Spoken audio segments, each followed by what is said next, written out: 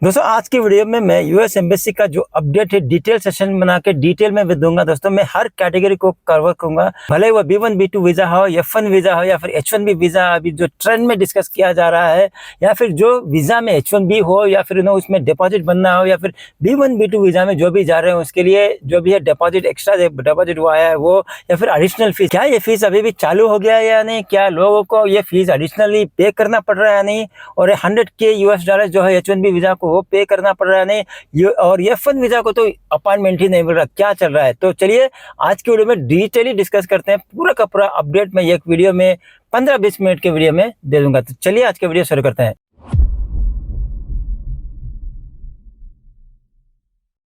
तो दोस्तों सबसे पहले शुरू करते हैं B1 B2 वीजा का कैटेगरी के। दोस्तों B1 B2 वीजा में आजकल अगर आप ट्राई कर रहे हैं, आप सबको पता है कि वीजा अपॉइंटमेंट मिल रहे हैं, ऐसा नहीं कि बिल्कुल अपॉइंटमेंट नहीं है, मिल रहे हैं।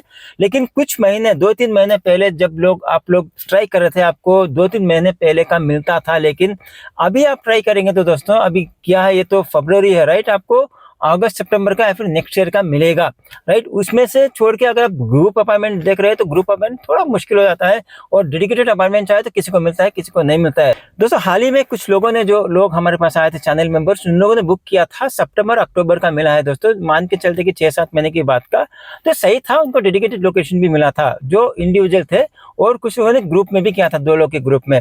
तो ये मैं ये एक्सप्लेन करने की कोशिश कर रहा हूँ कि मिलने का चांसेस ज्यादा है, आप ट्राई करते रहिए। अगर आपने एप्लीकेशन अभी किया और आपने ट्राई किया, मतलब ये नहीं कि आपको अभी मिल जाएगा, आपको रेगुलरली ट्राई करते रहना पड़ेगा। 2-4 टाइम हो सकता है कि हफ्ते में आपको मिल जाए राइट। हो सकता है कि अगर अपॉइंटमेंट्स कम है तो आपको नेक्स्ट ईयर का भी मिले। B1 B2 वीजा को बैन नहीं किया गया है, मतलब अपॉइंटमेंट ब्लॉक नहीं किया गया है, ओपन है, रेगुलरली वो अपलोड हो रहे हैं, ओपन हो रहे हैं, सबको मिल रहा है। तो रिसेंटली हमने कुछ लोगों के लिए, मतलब अपने चैनल मेंबर के लिए अपॉइंटमेंट बुक करने के लिए हेल्प किया था, उनको मिला है दोस्तों फरवरी का मिला है। हमने 1 हफ्ते पहले किया था, 1-2 हफ्ते पहले, यहाँ पे स्क्रीनशॉट डाल दूंगा, देख लीजिए। हमको फरवरी का भी मिला है और मार्च का भी मिला है दोस्तों, और फरवरी मार्च अप्रैल का भी मिला है। और बहुत लोगों को ये क्या बोलते हैं कि ग्रुप अपॉइंटमेंट भी बुक करके दिया है हमने, और फिर क्या बोलते हैं कि वो डेडिकेटेड लोकेशन भी मिला है। जैसे आपको दिल्ली ही चाहिए मिला है, और बॉम्बे ही चाहिए मिला है। इतना थोड़ा सा मुश्किल है दोस्तों, लेकिन मिल जाता है 2-3 महीने का। तो आगे वीडियो में आगे बढ़ने के पहले, अगर आपको अर्ली अपॉइंटमेंट चाहिए, आपको जल्दी है जाने के लिए, आप रुक नहीं सकते सितंबर अक्टूबर, और आपको नहीं मिल रहा है, तो आप ईमेल कर सकते हैं मुझे। मैं कोशिश करूंगा कि आपको अर्ली अपॉइंटमेंट देने के लिए आपके लोकेशन के हिसाब से।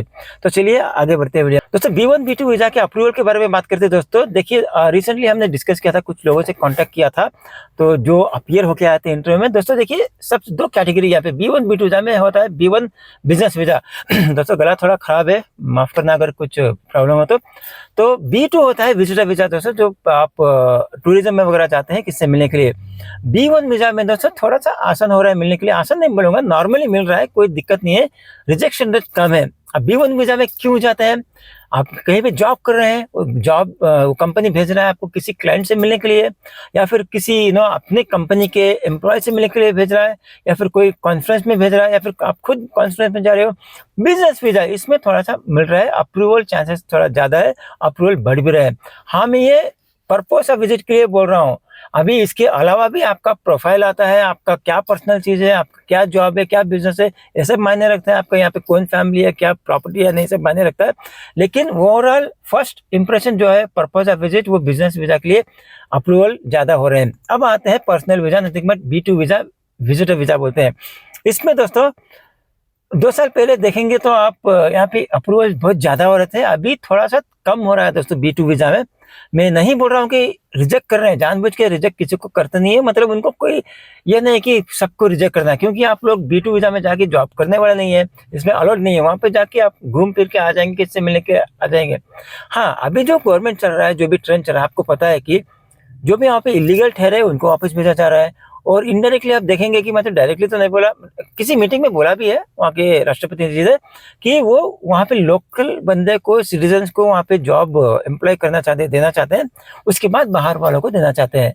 इसीलिए वहाँ पे देखा जाए कि मतलब थोड़ा सा रिस्ट्रिक्ट कर रहे हैं वर्क परमिट वीजा में।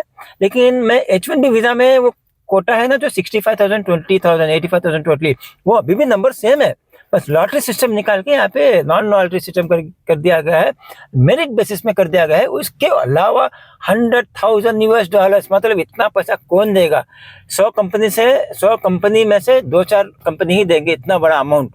अगर उतना करोड़ों में कोई दे रहा है, मतलब अगर एम्प्लॉय जो करोड़ों में ही कमा के देगा तभी देगा, नहीं तो नहीं देगा। तो इसमें एक पॉइंट ऐड करना चाहता हूँ, जिन लोगों ने H1B वीज़ा ये नया रूल आने के पहले अप्लाई किया है उनको नहीं मांगा जा रहा है, क्योंकि अभी भी मैंने रिसेंटली डिस्कस किया था किसी कैंडिडेट से, जो अभी नया से अप्लाई करेंगे उन्हीं को ये देना पड़ रहा है मैंडेटरीली। तो यहाँ पे थोड़ा सा मुश्किल हो रहा है। अब इंडिया से देखिए ओवरऑल 85,000 लोगों में से 20,000 तो यूएस में जो पढ़े हैं मास्टर्स उन्हीं को दे रहे हैं। 65,000 में से H1B वीज़ा में 50% जाते थे इंडिया से और 50% जाते थे हर जगह से। इंडिया चाइना मेजर है। अभी मुझे लगता है कि ये घट के कम हो जाएगा, क्योंकि 1 करोड़ रुपया कौन देगा, राइट? मतलब सॉरी, $100K कौन देगा? आप रेट देख लीजिए, रेट यहाँ वहाँ हो रहा है, ऊपर नीचे आप मल्टीप्लाई कीजिए $100K इंटू जो भी रेट है। तो ये क्वेश्चन मार्क है दोस्तों, अभी तो थोड़ा मुश्किल है। पुराने वाले जो अप्लाई किया था पहले रूल के पहले उनको नहीं देना पड़ रहा है आज के दिन पे, और जो नया अप्लाई करेंगे उनको देना पड़ रहा है। इसलिए गवर्नमेंट भी बहुत स्मार्ट है, उनको पता है कि मतलब पुराने वाले बिना इसके ही चले जाएंगे। तो उन्होंने क्या किया, आपको पता है कि अपार्टमेंट H1B वीज़ा का 2026 का है, कुछ भी नहीं मिल रहा है। लोग मेरे से इंटरेक्शन करना शुरू कर दिए 2025 लास्ट ईयर 2025 एंड में ही नवंबर दिसंबर में कि H1B वीज़ा का। अब मैं क्या करूँ, वहाँ पे तो बंद ही कर दिया, 2026 में बिल्कुल नहीं है, आपको मिलेगा 2027 में ही अभी, राइट? 2026 का H1B वीज़ा का अपॉइंटमेंट नहीं है दोस्तों। आप ट्राई कीजिए, हो सकता है कि बीच में ओपन करें, हमको पता नहीं है, एक आध का ओपन करें या पॉलिसी में चेंज आए ओपन को हो, आई डोंट नो, बट अभी तो अपॉइंटमेंट नहीं मिल रहा है H1B वीज़ा का। कुछ लोगों ने कॉन्टैक्ट भी किया कि मतलब ट्राई कीजिए मिलने का। अब देख क्या ट्राई करना है, इधर पॉलिसी बना दिया, सिस्टम पे बंद कर दिया कि मैं 2026 में H1B वीज़ा का कोई भी अपॉइंटमेंट, नया अपॉइंटमेंट भी नहीं है, रिन्यूअल के भी नहीं है। अब क्या करें, आप लोग को वेट करना पड़ेगा, मतलब नेक्स्ट ईयर के लिए ही। अगर बीच में अगर कुछ अपॉइंटमेंट ओपन होता है H1B वीज़ा के लिए, मैं तुरंत वीडियो बना के आपसे अपडेट करूंगा, आपको बताऊंगा। अदरवाइज मान के चलते हैं कि H1B वीज़ा का अपॉइंटमेंट अभी नहीं है, जो भी मिलेगा नेक्स्ट ईयर के लिए आपको रेडी होना पड़ेगा। अभी मैं क्या बोला, अगर आपको रेडी होने की बड़ी बात नहीं है, वो तो कंपनी से कॉर्पोरेट से होता है, राइट? H1B वीज़ा तो कंपनी को मतलब सोचना पड़ेगा कि किसको भेजना है यूएस, किसको नहीं। लेकिन दोस्तों ये होता है ना कि हर चीज का कोई अल्टरनेटिव होता है दोस्तों। अगर एक दरवाजा बंद हुआ तो दूसरा दरवाजा खुलता है, बोलते ना, ऐसा है। अगर कंपनी को अगर लगता है कि मतलब उनको यूएस ऑफिस को भेजना है या फिर उनको क्लाइंट के पास भेजना है कुछ ना कुछ जॉब करने के लिए, कुछ तो बिजनेस रिक्वायरमेंट है। अब H1B वीज़ा में तो उतना आसान से नहीं मिल रहा है, और मिल भी रहा है तो उतना बड़ा अमाउंट देना पड़ रहा है। तो अल्टरनेटिव है जो L1 visa, intra company transfer उसमें भी पैसा लगता है दोस्तों, लेकिन वो पहले से लगता था, अभी तो पॉलिसी चेंज नहीं हुआ, उसमें भी लगता है।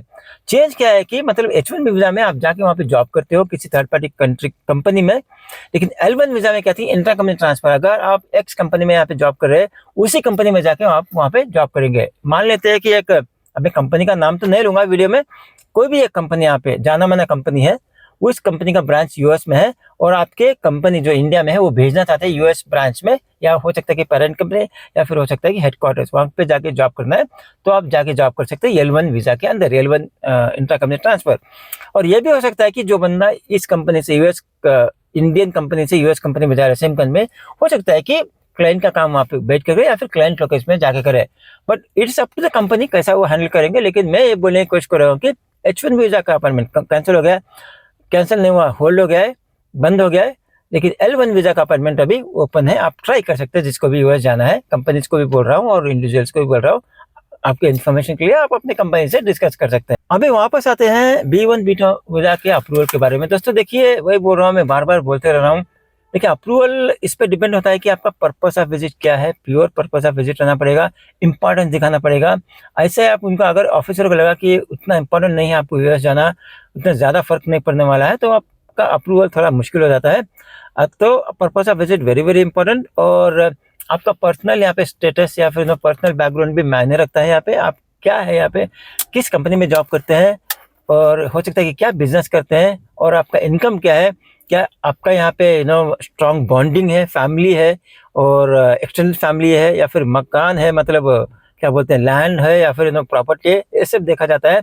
और जो बिजनेस कर रहे हैं कितने टाइम से कर रहे हैं, कितने सालों से कर रहे हैं, या फिर किसी कंपनी में जॉब कर रहे हैं तो कितने सालों से कर रहे हैं, मतलब वो स्टेबिलिटी देखना चाहते हैं। अगर उनको लगा कि बंदा इंडिया में स्टेबल है, मतलब अच्छा इनकम है, पूरा बैकग्राउंड अच्छा है और पीछे बहुत सारा क्या बोलते हैं स्ट्रॉन्ग फैमिली है, एक्सटर्नल फैमिली है, तो टेक्निकली बनता है कि आप यूएस में जाकर नहीं रहोगे और यूएस में जाके जॉब ढूंढोगे नहीं। अगर यहाँ पे समझ लीजिए इंडिया में आपके पीछे कोई ज़्यादा कोई है नहीं, आपका ना प्रॉपर्टी है ना कोई अच्छा ढंग का बिजनेस है या फिर जॉब भी है तो छोटा मोटा है, तो इसमें लाइकली चांसेस है कि अगर B2 वीज़ा में जा रहे हैं यूएस, अगर आपको कोई अच्छा खासा नौकरी मिल गया बाई चांस, आप लीगली करोगे, मैं नहीं बोल रहा हूँ कि इलीगल करोगे, मिल गया तो आप वहाँ पे कोशिश करेंगे कि जॉब लेके वर्क परमिट लेके B2 वीज़ा को कन्वर्ट करने के लिए वर्क परमिट में। तो यहाँ पे क्या बोलता है कि पोटेंशियल इमिग्रेशन का इश्यू आ जाता है, इसलिए वो इस केसेस में थोड़ा सा ज़्यादा छानबीन करते हैं या फिर रिजेक्ट कर देते हैं। अगर प्रोफाइल अच्छा है और पर्पस ऑफ विजिट अच्छा है और आपने पर्पस ऑफ विजिट भी अच्छा है और प्रोफाइल भी अच्छा है, आप एलिजिबल हो लेकिन आपने कम्युनिकेट नहीं कर पाए, अच्छी तरीके से बता नहीं पाए, उसमें भी रिजेक्ट होने का चांस होता है। इसलिए मैं हर बार बोलता हूँ, अगर आपका पर्पस ऑफ विजिट अच्छा है, जाने का बनता है और आप अच्छा बिजनेस कर रहे हैं, अच्छा कंपनी में जॉब कर रहे हैं, अच्छे डेजिग्नेशन में अच्छा इनकम है, आपकी फैमिली है इंडिया में, प्रॉपर्टी है, मतलब आप एलिजिबल हो, तब अगर ऐसा है तो मैं यही कहूँगा कि दो चीज़, एक तो आप डॉक्यूमेंटेशन अच्छी तरह से कीजिए, डीएस कीजिए, आप खुद फिलअप कीजिए ताकि हर चीज़ आपको पता हो कि क्या फिलअप किया है और एक्यूरेटली सही से फिलअप किया है। और दूसरी बात, क्या क्या डॉक्यूमेंट्स लगते हैं सबका, जो भी डॉक्यूमेंट्स आपका पूरा कपड़ा अरेंज करके लेके जाइए। प्लस इंटरव्यू में थोड़ा सा होमवर्क कीजिए। मैं नहीं बोल रहा हूँ कि आपको ट्रेनिंग करना है, आपको तैयारी करनी है, सब कुछ नहीं चाहिए। एग्जाम बहुत बड़ा एग्जाम नहीं लिख रहे हैं आप, ये यूएस वीजा इंटरव्यू के लिए छोटा सा इमिग्रेशन इंटरव्यू दे रहे हैं, लेकिन बहुत मुश्किल हो जाता है सबके लिए।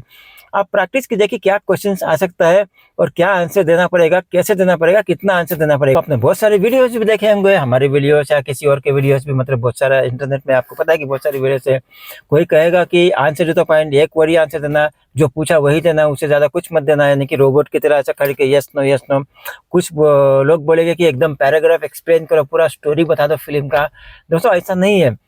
एक बात है कि मैं यहाँ पे क्लियर करना चाहता हूँ फर्स्ट पॉइंट की, जो भी आंसर करे एक वर्ड का आंसर नहीं देना है, मतलब एक वर्ड में कुछ पता ही नहीं चलता है ज़्यादातर, ठीक है। मिनिमम एक लाइन का आंसर देना पड़ता है दोस्तों, मिनिमम एक लाइन का आंसर। और दोस्तों बहुत सारे क्वेश्चंस होते हैं, बहुत सारे में से आपको पूछा जाएगा सिर्फ 4-5 क्वेश्चंस। अगर आप अकेले जा रहे हो, कभी कभी 6-7 क्वेश्चन पूछते हैं। अगर आप कपल के साथ जा रहे हो, फिर फैमिली में जा रहे हो, 7 या 8 क्वेश्चन आराम से पूछ जाते हैं। कभी कभी 10 क्वेश्चन में भी गया है, हमने देखा भी है कि मतलब 10-12 क्वेश्चन तक भी गए हैं किसी एक्सेप्शनल केस में।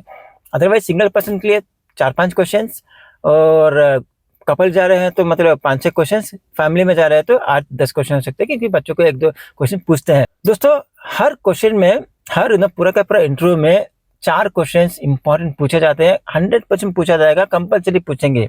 उसके लिए एक लाइन से काफ़ी नहीं होगा, एक वर्ड से भी इम्पॉसिबल है, एक लाइन पे नहीं देना है।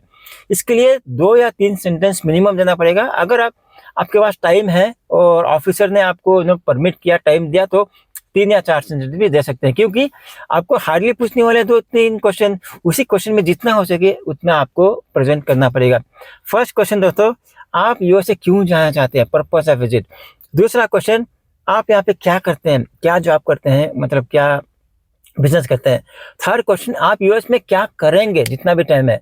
फोर्थ क्वेश्चन, जो यूएस में अगर किसी से मिलने के लिए जा रहे हैं या फिर किसी मीटिंग के लिए जा रहे हैं, उनके बारे में पूछेंगे, राइट, किसी रिलेटिव के बारे में। तो ये क्वेश्चन का आंसर दोस्तों आपको मिनिमम 2 लाइन, मैक्सिमम 4 लाइन तक देना पड़ेगा। जब आप देते हैं छोटा सा बैकग्राउंड के साथ और क्या पर्पस है, कंक्लूजन के साथ, starting background, small background, matter जो भी है, उसके बाद कंक्लूजन, एक स्मॉल स्टोरी की तरह आपको प्रेजेंट करना पड़ेगा दोस्तों, ताकि उसको ऑफिसर को क्रॉस क्वेश्चन करने की नौबत ना आए। ऐसा बोल सकते हैं कि देखिए हमारा बेटा पढ़ रहा है यूएस में, इस यूनिवर्सिटी में 2 साल से, अभी उसका ग्रेजुएशन सेरेमनी है, खत्म हो रहा है डिग्री, और इस तारीख को सेरेमनी है, तो हम दोनों जाना चाहते हैं, इनवाइट भी आया है, और हम ग्रेजुएशन सेरेमनी अटेंड करके थोड़ा सा अपने बेटे के साथ समय बताएंगे, थोड़ा सा यूएस घूमेंगे, उसके बाद आ जाएंगे। बस इतना बोलना पड़ेगा। अगर बिजनेस विजिट हो तो बोलना चाहिए कि मैं इस कंपनी में इतने साल से यहाँ पे जॉब कर रहा हूँ, ये मेरा डिजिग्नेशन है, ये मेरा रोल है, और मेरे कंपनी चाहते हैं कि मैं यूएस जाऊँ इस क्लाइंट के पास, इस सिलसिले में डिस्कस करने के लिए, ये डील के बारे में, डील क्लोज करके आना पड़ेगा मेरे को, या फिर इनपुट लेके आना पड़ेगा, या फिर छोटा सा ट्रेनिंग लेके आना पड़ेगा। यहाँ आने के बाद मैं यहाँ से इम्प्लीमेंट करूँगा जो भी ट्रेनिंग लिया हो, या फिर यहाँ आने के बाद जो डील इम्प्लीमेंट करेंगे उसको आगे बढ़ाएंगे। इस तरह दोस्तों आपको छोटा सा बैकग्राउंड देके मैटर बोलना पड़ेगा, पर्पस ऑफ विजिट हो या कुछ भी हो। मैं एग्जांपल दे रहा हूँ पर्पस ऑफ विजिट के लिए, या फिर आप यहाँ पे क्या जॉब करते हैं उसके लिए भी सेम है। यानी कि अब अगर आप यहाँ पे जॉब करते हैं तो बोलना पड़ेगा मैं इस कंपनी में जॉब कर रहा हूँ इतने साल से, और मेरा ये डिजिग्नेशन है, ये रोल है, मैं ये करता हूँ। अब यहाँ पे दोस्तों देखिए, वन वर्ड आंसर तो एलिमिनेटेड है, बोलना नहीं है। अब एक लाइन आंसर बोलोगे उसमें भी कोई दिक्कत नहीं है। 3 या 4 लाइन का आंसर जब बोलते हैं दोस्तों, एकदम टक टक टक टक टक करके नहीं बोलना है, जैसे रट्टा मार के बोल रहे हैं ऐसा नहीं, रोबोट की तरह नहीं बोलना है। आपको ये एक या 2 सेंटेंस बोलना है, 1 या आधा सेकंड का गैप देना है। अगर ऑफिसर ने लोग के दूसरा क्वेश्चन पूछ लिया तो ठीक है, नहीं तो अगर ऑफिसर ने कुछ पूछा है तो कंटिन्यू कीजिए, समझे। 2 सेंटेंस, 1 सेकंड का गैप, फिर 2 सेंटेंस, राइट।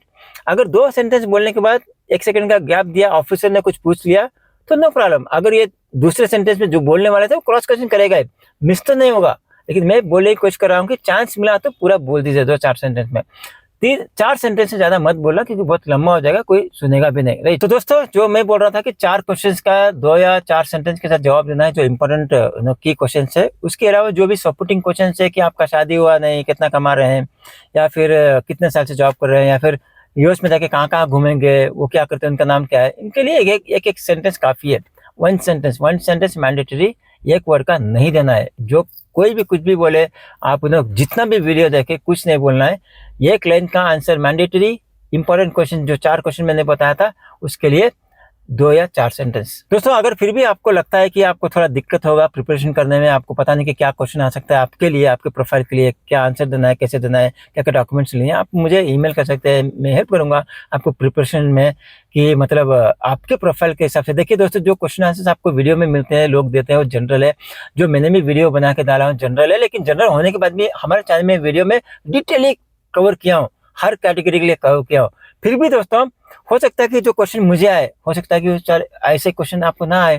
क्वेश्चन तो सेम रहेगा, पर्पस ऑफ विजिट क्यों जा रहे हैं, क्वेश्चन ये भी सेम रहेगा कि आप यहाँ पे क्या जॉब करते हैं। लेकिन मेरा जॉब अलग है, मेरा रोल अलग है, मेरा डेजिग्नेशन अलग है, और आपका जॉब यानी कि पर्पस ऑफ विजिट अलग है। मैं किसी और चीज के लिए जा रहा हूँ, आप किसी और चीज के लिए जा रहा हूँ। तो ये सही तरीके से एक्सप्लेन करना पड़ता है दोस्तों। उसके लिए क्या चाहिए कि आपके बारे में जानना सही है, आपके बारे में आपको पता है सही तरीके से, हमको पता नहीं। अगर मैं किसी को हेल्प करता हूँ, सबसे पहले मैं क्या करता हूँ कि कुछ घंटे स्पेंड करके मैं आपके बारे में डिटेली जानता हूँ, पर्सनल, प्रोफेशनल, जो भी पर्पस ऑफ विजिट वहाँ पे जा रहे हैं उनके बारे में, कंपनी, वो कंपनी, सब कुछ A to Z जानने के बाद उसके बाद पता लगता है कि आपको क्या क्वेश्चन आ सकते हैं, क्या आंसर होना चाहिए, कितना होना चाहिए, और उस आंसर को कैसे बोलना चाहिए, कैसे प्रेजेंट करना चाहिए, कैसे बिहेव करना चाहिए, सब कुछ मैटर करता है। तो छोटे छोटे चीजें हैं, लेकिन ये छोटे छोटे चीजें मायने रखता है। वो 3 या 4 मिनट में आपको ये सब असेस कर देते हैं। तो थोड़ा सा प्रिपरेशन करके जाने में कोई प्रॉब्लम नहीं। डिस्क्रिप्शन में, वीडियो के डिस्क्रिप्शन में और यहाँ पे स्क्रीन में मैं अपना ईमेल आईडी डाल देता हूँ। अगर आपको हेल्प चाहे तो ईमेल कर सकते हैं। तो चलिए आगे बढ़ते हैं वीडियो में। तो आगे वीडियो में एक क्वेश्चन आंसर है कि एक क्वेश्चन इंपॉर्टेंट आ रहा है सबसे, कि मैं बता दूंगा कि ये जो H1B वीजा में है ये 100K पे करना है या नहीं। देखिए दोस्तों, आज के हिसाब से जो भी पुराने अपॉइंटमेंट है, पुराने एप्लीकेशन से एप्लीकेंट है, उनको पूछा नहीं गया है। जो भी नया अप्लाई करेंगे बाय डिफॉल्ट आपको देना पड़ेगा, वो भी इंटरव्यू के टाइम पे।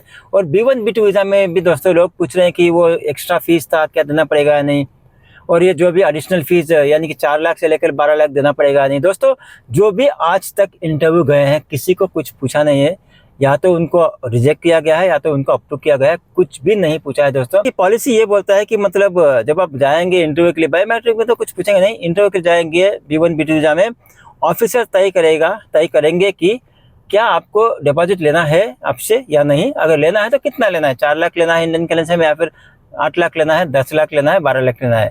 लेकिन अभी तक कोई सिनारियो ऐसा आया नहीं दोस्तों। अगर जैसे जैसे ये सिनारियो रियलिस्टिक में, रियल में देखने के लिए मिलेगा, मैं आपसे शेयर करूंगा।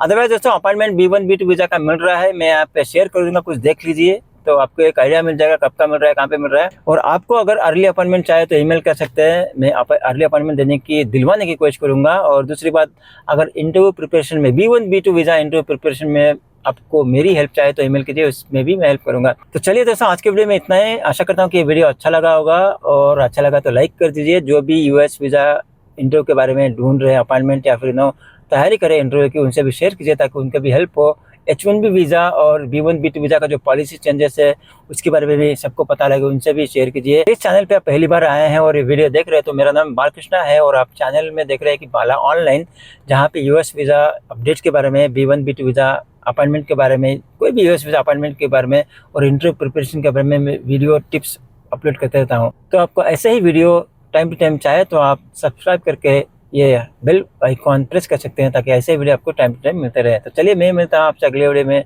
तब तक टेक केयर, बाय बाय।